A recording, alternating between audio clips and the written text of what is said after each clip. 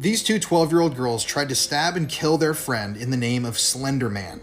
This is the story of the Slender Man stabbing, and viewer discretion is advised. This is a disturbing tale. So meet Anissa Weier and Morgan Geyser. These two 12-year-old girls are from Wisconsin, and growing up, they were obsessed with the character of Slender Man. Now, if you don't know who Slender Man is, he is a fictional character that supposedly targets children, and he oftentimes hides out in forests.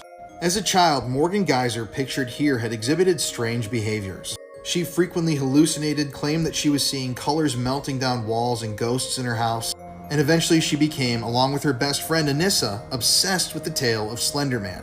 Now, these are some drawings taken from Morgan's notebook that investigators eventually recovered, but they were obsessed with Slender Man. Morgan drew him on every page in the book. She depicted Slender Man loving and hugging her, and it was apparent that the two girls were obsessed with the mythology behind this fake character. Now, Morgan and Anissa were great friends with Peyton, pictured right here, but Peyton wasn't in on the Slender Man thing. And eventually the two girls got convinced that they needed to appease Slender Man somehow.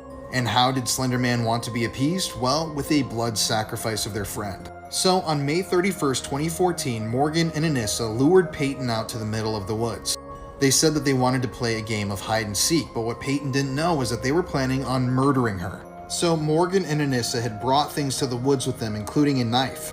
And when they got out to a super secluded area, they pinned Peyton down and stabbed her 19 times.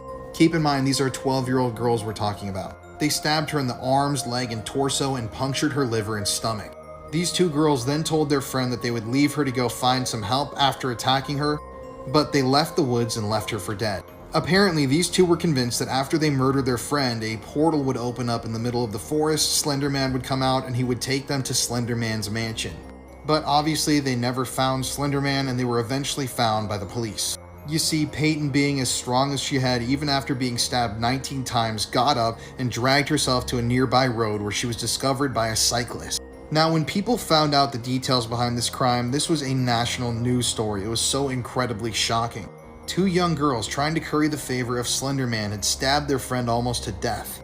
But even though they thought they had murdered their friend Peyton, she was still alive. Now, eventually, Morgan was given a 40 years to life prison sentence, and she is serving that out at a mental institution. She was also given 3 years minimum in locked solitary confinement.